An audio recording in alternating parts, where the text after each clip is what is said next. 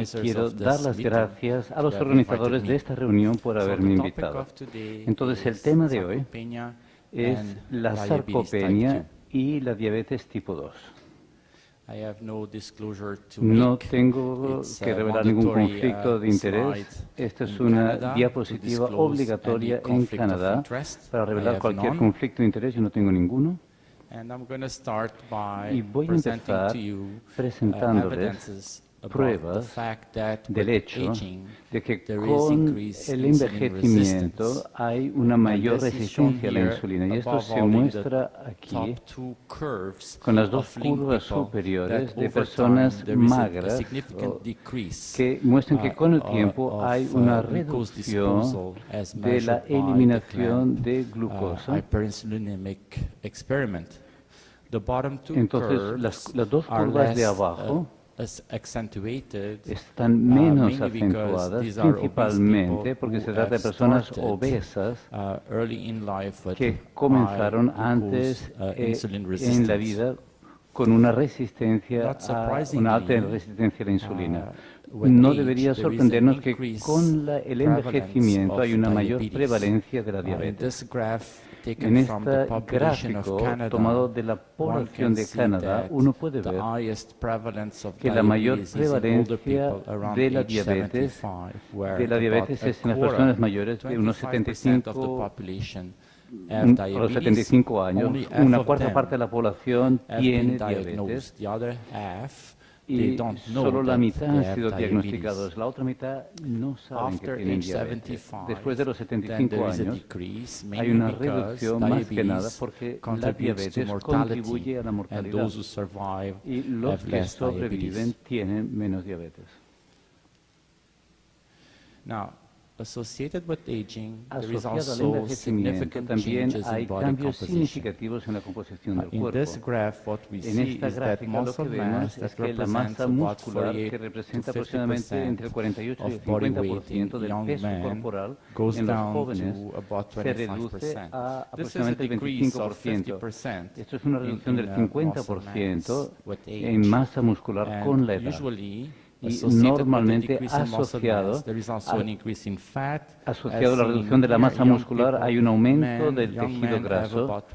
Los jóvenes tienen como un 20% de su peso como grasa, pero con el envejecimiento el promedio llega a un 35%, que es un aumento de más o menos el 84% de ganancia en tejido graso. Estas son consideraciones importantes porque hay un impacto por el hecho de tener menos músculo y más grasa en el rendimiento físico.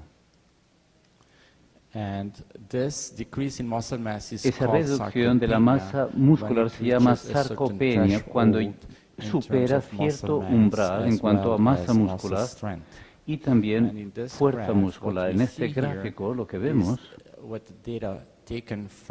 son datos tomados de un estudio de nutrición de Estados Unidos. Es que la reducción de masa muscular empieza a ser significativo tanto en hombres como en mujeres a partir de los 45-50 años. Pero volviendo a la diabetes, en este estudio coreano que se extendió por 6 años, lo que se observa, si se compara a personas mayores no diabéticas con los que tienen diabetes, es que hay una mayor reducción de la masa muscular en la población diabética y también la masa apendicular, es decir, el músculo de las extremidades. Esa pérdida de musculatura en las extremidades es más observable en los que no se sabe que son diabéticos. Quizá no saben si tienen diabetes, no son tratados y pierden más masa muscular. Y por último, utilizando tomografías computarizadas al nivel del muslo, se vio que el área de la sección es menor en las mujeres que en los hombres. Y esto se observa tanto en las personas que saben que tienen diabetes como en las que no lo saben. Todo eso para indicar que la diabetes aumenta el riesgo de sufrir mayor pérdida muscular comparado con la población mayor que no tiene diabetes. Y conocemos la importancia de la masa muscular y de la fuerza para mantener la función. Este es un gráfico de la OMS que muestra la reducción en la masa muscular y fuerza muscular. Y en esta curva de aquí llega al nivel de discapacidad, mientras que el de la parte de arriba sigue mostrando una reducción en la fuerza y masa muscular, como tiene la mayor parte de la población, pero nunca llega al nivel en que conduce a una discapacidad. Y aquí la discapacidad se mide por las pruebas en actividades de la vida cotidiana. La diabetes conlleva grandes riesgos de discapacidad y mortalidad, riesgo de hospitalización. En este estudio epidemiológico tomado de los Estados Unidos se muestra que si uno elimina todas las personas que tienen diabetes, si se curara la diabetes, se evitaría el 42% de las hospitalizaciones graves de Estados Unidos. Si se eliminaran la diabetes y las enfermedades cardiovasculares, esto se reduciría en 50%.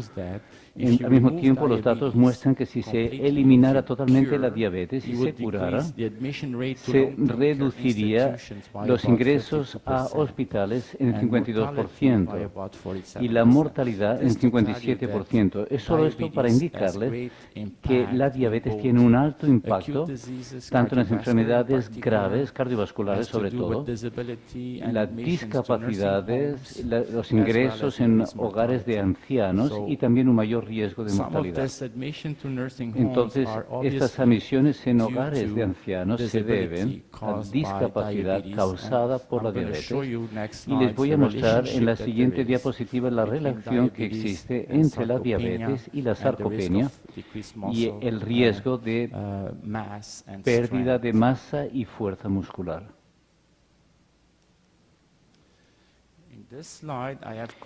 En esta diapositiva he condensado varios estudios que muestran la relación entre la diabetes comparada con la población anciana no diabética en cuanto a diferente desempeño físico. La de Park, usando el estudio Health ABC de Estados Unidos, es el único estudio longitudinal a lo largo de 2 años, y lo que mostró al cabo de 2 años es que los diabéticos en los diversos 305 frente a 1535 tienen una reducción en la masa, la fuerza y la calidad del músculo, medido este último por la fuerza dividida por la masa muscular. Los otros estudios son transversales, pero lo que muestran en general que hay una reducción de la fuerza de agarre y de la función física, menor fuerza, y el test de levantarse y sentarse, que es un señalador, un indicador de la fuerza de los músculos del tronco. Luego también la velocidad de paso. Todo esto se reduce en las personas diabéticas comparables con los ancianos saludables del mismo grupo etario. Y este último estudio chino muestra que la prevalencia de sarcopenia y presarcopenia es mucho mayor entre los diabéticos. Porque uno está predispuesto a la sarcopenia con edad. Hay muchos motivos para ello. Muchos de ellos están relacionados con la edad porque hay alteración en las hormonas sexuales, hay cambios a nivel celular con apoptosis e incluso en las actividades fisiológicas más básicas que sostienen la vida, como la función mitocondrial, porque las mitocondrias toman oxígeno para respirar con un sustrato de alimento para producir energía. Y sabemos que ocurren cambios a ese nivel, pero también hay factores de estilo de vida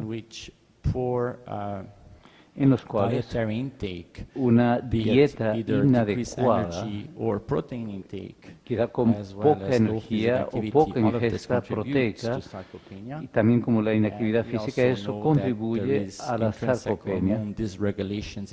También sabemos que hay una desregulación hormonal, sobre todo en el hipotálamo, en los niveles de IGF-1.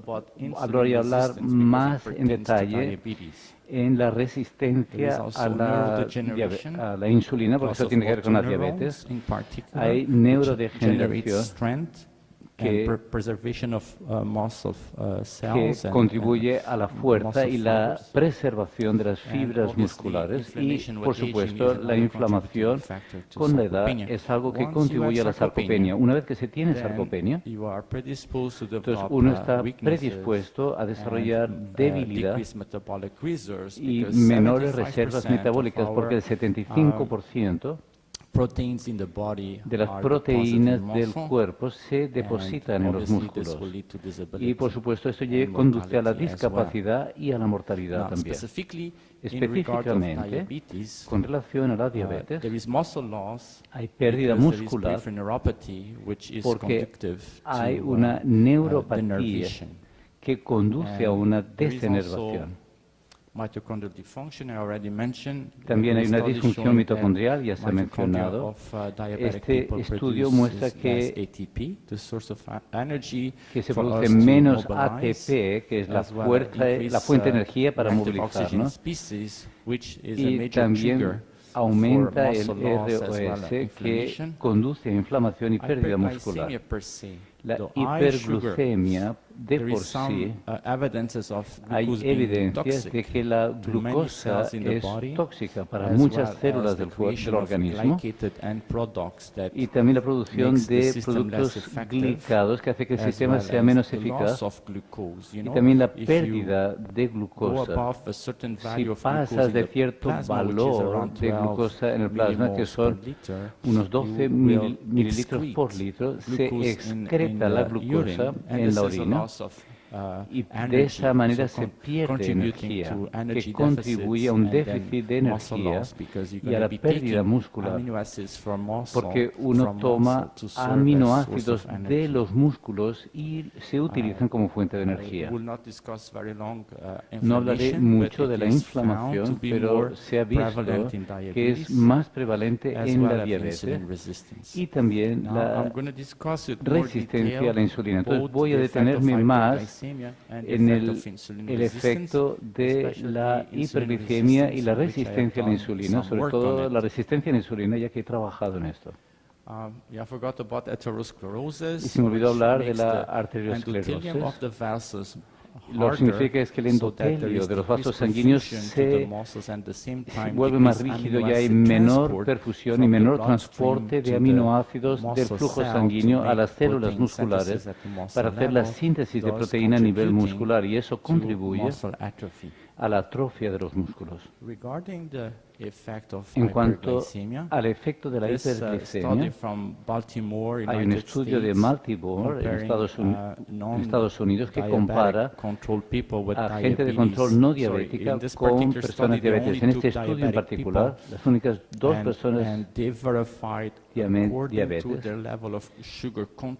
habían sido verificados de acuerdo con su nivel de glicemia, y se vio en la relación entre el A1C y la pérdida muscular a lo largo del tiempo. En la fuerza muscular a nivel del cuádriceps, en la extensión de la pierna. Y lo que se descubrió, los que estaban en el quintil inferior de A1C tenían una reducción mucho mayor en la fuerza para extender la rodilla que aquellos que no estaban en un quintil tan elevado.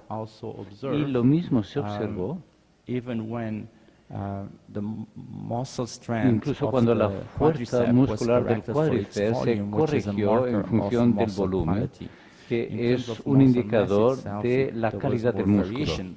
En cuanto a fuerza en sí, hubo más variación, pero en definitiva el control de la diabetes puede evitar cierto grado de atrofia, incluso en los ancianos.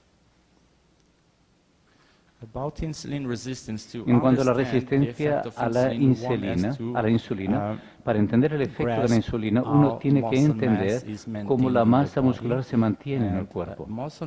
La masa muscular es el resultado de un equilibrio entre el nivel de síntesis de proteínas y los niveles de degradación de proteínas. La síntesis está en naranja, la degradación en negro, y para mantener el equilibrio tiene que haber un equilibrio entre esas dos tasas. Ahora bien, si el grado de síntesis es mayor que el de degradación, tendremos un anabolismo, o si se quiere decir, un aumento de la musculatura. Y al revés, y se llama catabolismo si la tasa de degradación es mayor a la tasa de síntesis. Entonces, ¿cuáles son los principales reguladores de estos sucesos? Para la síntesis, son los aminoácidos en sí que provienen de la comida, así como la acción de la insulina, lo que quiere decir la sensibilidad a la insulina. El organismo responde a la insulina en el plasma y también la actividad física. Por el otro lado, estos factores que contribuyen a la atrofia muscular y a una mayor degradación son la mala nutrición, falta de ingesta de comida, citoquinas o inflamación y también la inactividad, ya sea el sedentarismo o estar muchas horas en la cama, por ejemplo, ocurre cuando alguien está enfermo y está hospitalizado. Les voy a presentar dos estudios realizados en mi laboratorio. El primero tiene que ver con envejecimiento habitual saludable y he comparado a mujeres y hombres mayores con mujeres y hombres jóvenes para verificar los cambios que ocurren con el envejecimiento con relación a la resistencia a la insulina o la acción de la insulina. En los siguientes dos estudios, estos son estudios con pacientes ingresados, hicimos un tamizaje de estos individuos, se midieron sus requisitos de energía con calorimetría indirecta, la composición del organismo con DEXA, se mantuvieron con una dieta estable durante la duración del estudio. Su ingesta de proteína fuera de 1,5 por gramo de peso. Y se hizo un experimento para verificar la insulina en cuanto al metabolismo de las proteínas. Este es un estudio que duró unas 6 horas, en las cuales hay un periodo de ayuno, digamos, de 3 horas, y luego se mide cómo el cuerpo reacciona ante la insulina. Entonces hacemos productos para ver lo que ocurre a nivel de metabolismo y también se mide el nivel de glicemia. Luego se tomaron muestras de sangre y muestras del aire expirado. Esto representa la fase de ayuno. Luego empezamos con la insulina. Cuando empezamos la insulina suele bajar la glucosa, entonces hay que administrarles glucosa y también aminoácidos para mantenerlo en esa línea de referencia. Y al final de 3 horas medimos lo que ha ocurrido en respuesta a la insulina. Y en la siguiente diapositiva se muestra el resultado de este estudio. En primer lugar, hubo 4 grupos. Había jóvenes y ancianos, hombres y mujeres. Las diferencias de edad son bastante grandes, como se ve. Estos son los cambios típicos que se ven con la edad y el sexo. Entonces, con la edad se aumenta cierto el peso, se aumenta hay pérdida de tejido magro, y hay más grasa por lo general. También hay diferencias entre hombres y mujeres. Y cuando medimos la respuesta a la insulina, es decir, ¿qué pasa cuando empiezo a administrarles insulina? Vemos que a nivel de proteínas, que hay un mayor flujo de proteínas, es decir, la tasa de la actividad proteica. Oxidación no muestra diferencia entre los grupos. A propósito, el azul oscuro es para hombres jóvenes, el azul claro para hombres mayores, el morado es para mujeres jóvenes y el rosado para las mujeres adultas o mayores. Entonces, una reducción del flujo en hombres y mayores, hombres y mujeres mayores. El motivo por el que hay menos flujo es que había menos síntesis de proteína en el grupo mayor. El equilibrio aquí es el equilibrio entre síntesis y degradación. Y hubo una diferencia significativa tanto en mujeres mayores y hombres mayores comparado con los más jóvenes. Con la edad hay una propensión a ser menos eficiente reteniendo proteínas en el cuerpo, lo cual puede contribuir a la sarcopenia. Y esa tasa, esa síntesis de proteína basado en el saldo neto está correlacionado con el metabolismo de la glucosa, que es medido con la eliminación de glucosa por el efecto de la insulina. Uno de los factores que más contribuyen a esta mayor propensión a que haya menor acción de la insulina para retener las proteínas se mide negativamente con la grasa y positivamente con el tejido muscular que queda. Ahora voy a pasar a otro tema para presentarles lo que ocurre con las personas diabéticas comparadas con las personas no diabéticas, y esto es únicamente en el caso de las mujeres. Para este estudio comparamos 3 grupos. Un grupo de ancianos saludables, con los obesos diabéticos tipo 2. Estos son los resultados de sus características de referencia iniciales, mostrando el aumento típico en tejido graso, tanto en los obesos como obesos y diabéticos, comparado con los grupos de control,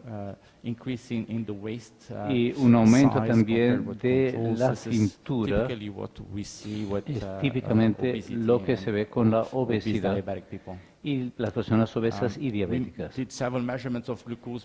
Hicimos varias mediciones del metabolismo de la glucosa.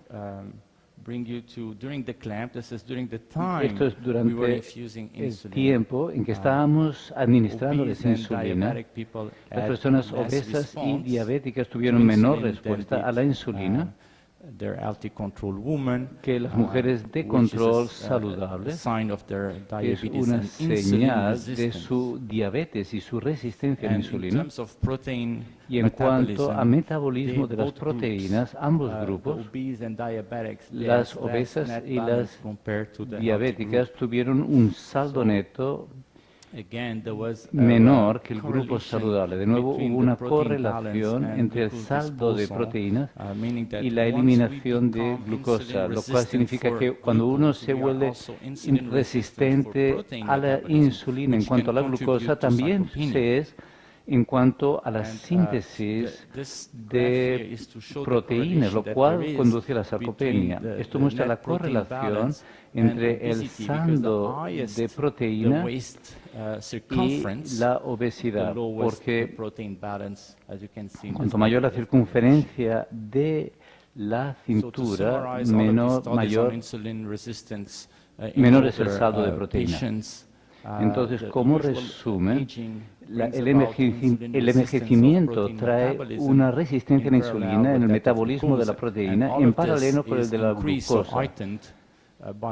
Y eso es aumentado o más marcado en el caso de obesidad y todavía más con la diabetes. Eso explica por qué las personas mayores y los que tienen obesidad y diabetes tienen más probabilidades de volverse sarcopénicos.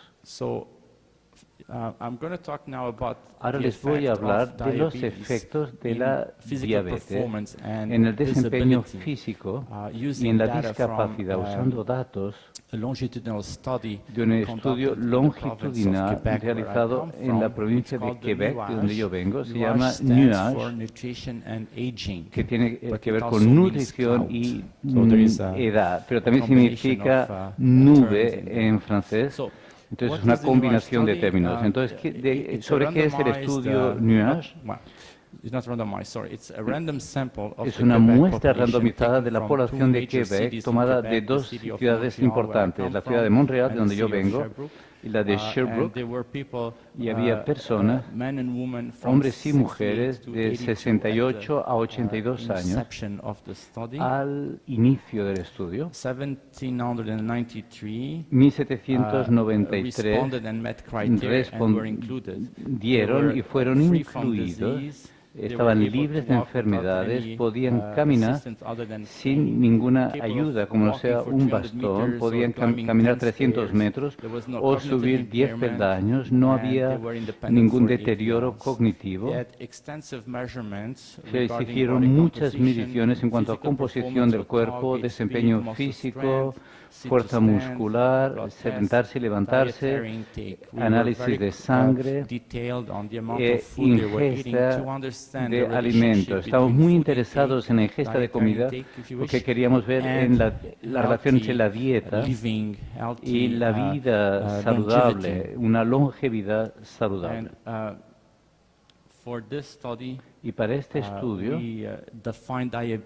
definimos la diabetes como entre los que ya se sabía que tenían diabetes, o tomaban medicación para las diabetes, o tenían unos niveles de azúcar que estaban por encima de 7 milimoles por litro. Esto es una diapositiva que tiene muchos datos, pero solo para decirles que hubo un 10-11% de la población del NUAGE, que era un grupo saludable de ancianos que cumplían los criterios de diabetes. Lo que hicimos fue tratar de definir a lo largo de 3 años cuánta pérdida de fuerza de agarre había. Esto y también fuerza del cuádriceps, definido como extensión de la rodilla, y fuerza del bíceps como flexión del antebrazo, y también cambios en la actividad física, medido con el cuestionario del paso. Lo que vimos es que a lo largo de 3 años hubo una reducción en hombres y mujeres de 5 kilopascales en cuanto a fuerza de agarre, de 6 a 7 libras por bíceps, de 7 a 8 en el caso del cuádriceps. Normalmente perdían 10 puntos en el paso. La pregunta era, ¿existe alguna relación si los dividimos en 4 grupos? Los que comen bien y han mantenido una actividad física. Este es el primer grupo de aquí. Si los comparamos con los demás, especialmente los que comen mal y reducen su actividad física a lo largo de los 3 años, ¿hay alguna relación entre comer bien y tener actividad física en cuanto a fuerza de agarre? Como podemos ver, hay una asociación significativa entre comer bien y la actividad física para poder mantener una buena fuerza de agarre. Y esto, incluso si presentamos estos resultados basados en los resultados anuales en vez de 3 años juntos. Entonces, el mensaje que se puede extraer de esto es que si se tiene una buena dieta y se mantiene la actividad física, se puede evitar la pérdida de fuerza de agarre, que es un marcador del funcionamiento físico en las personas mayores. Usando la misma población, también tratamos de definir qué ocurre si comes mal, haciendo un corte en más o menos 30 kilocalorías por kilo en cuanto a ingesta de calorías en los hombres y en las mujeres. Y solo para mostrarles que en general los que comían menos de 30 kilocalorías por kilo de corporal por día eran más obesos. Esta es una prueba para medir la discapacidad. Cuanto mayor el valor, más discapacitado está uno. Y lo que vimos es que particularmente los hombres, si comen menos energía, tienen más probabilidades de volverse discapacitados. También medimos la ingesta de proteína, contando 1 gramo de proteína por kilo por día en hombres y mujeres, y lo que observamos de forma similar a lo anterior es que en general los que comen menos proteína también tienen una reducción en el SMAF, pero esta vez la proteína afecta más a las mujeres que a los hombres, como se ve aquí en esta asociación. Para las mujeres. Entonces, la falta de energía afecta más a las mujeres y la falta de proteínas afecta más a las mujeres. Y al ver la relación entre energía y discapacidad, usando diferentes modelos, son los hombres los que se ven afectados, mientras que en cuanto a proteínas son las mujeres. En las mujeres en particular, afecta la fuerza del cuádriceps. Voy a terminar con un estudio más, que es el estudio Look Ahead. Este se realizó con personas obesas y diabéticas de Estados Unidos. Es un estudio grande con más de 5.000 participantes, hombres y mujeres. Un estudio randomizado de intervención para modificación de estilo de vida en vez de simplemente educación general. La edad media era de unos 60 años, eran muy obesos, tenían un índice de masa corporal de 35-36, esto es muy obeso, y se logró con el tiempo que perdieron más de 7% de su peso. La intervención incluía actividad física y a estas personas se las animó a hacer ejercicio moderado hasta 175 minutos por semana repartidos como mínimo en 5 días. Se les permitía que no hicieran mucho ejercicio 2 días a la semana, pero los otros días debían hacer ejercicio. Y lo que se presenta aquí es que los que están en la intervención en azul lograron mayor pérdida de peso que los del grupo de control. No es una población frágil mayor, es gente muy obesa pero no diabética. También se midió su desempeño físico, su estado de forma físico. Y aunque la intervención al cabo de un año es muy significativa, luego al cabo de 3 años hay una reducción, pero siguen estando por encima del grupo de control. En cuanto a circunferencia de la cintura, después de 3 años de seguimiento, los que estuvieron en la intervención tenían menor circunferencia. Y en cuanto a hemoglobina, si tienes un cambio de estilo de vida, tienes un mayor control de la diabetes. Y se ve que incluso al cabo de 10 años hay una diferencia de 1%. Y uno sabe que cualquier reducción en la A1C tiene un impacto en la salud en cuanto a retinopatía, enfermedad renal, polinopatía, incluso enfermedades cardiovasculares, que es una causa de mortalidad. Pero desgraciadamente esa es la realidad de la vida. Es que al cabo de 10 años, si miras la curva de supervivencia, se muestra que aunque se pueden haber beneficiado físicamente, no han aumentado su tasa no ha mejorado su tasa de mortalidad. Entonces la diabetes mata a las personas. Cómo reducir la mortalidad asociada a la diabetes puede ser un gran desafío. Voy a terminar mi presentación resumiendo lo que acabo de presentarles en esta diapositiva, diciéndoles que la diabetes sí contribuye a la sarcopenia. Les he mostrado pruebas en ese sentido. Una vez que tienes sarcopenia, vas a terminar siendo frágil, porque ambas están muy relacionadas. Y la presencia de fragilidad conduce a discapacidad y una mayor tasa de mortalidad. Les acabo de demostrar usando la cohorte de Nuage de Quebec, en Canadá, que ese era el caso.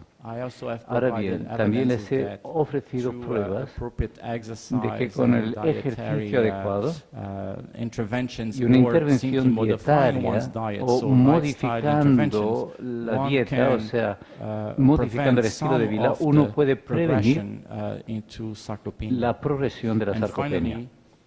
Y por último, uno todavía no se sabe cuál es el efecto del tratamiento de la diabetes para evitar la sarcopenia en personas mayores y diabéticas. Estas son personas que han contribuido a mis estudios de mi laboratorio de nutrición y los de otros investigadores de Nuage, mis graduados y el apoyo técnico, y he recibido subsidios de varias agencias de Canadá. Les quiero dar las gracias por prestarme atención. Muchas gracias.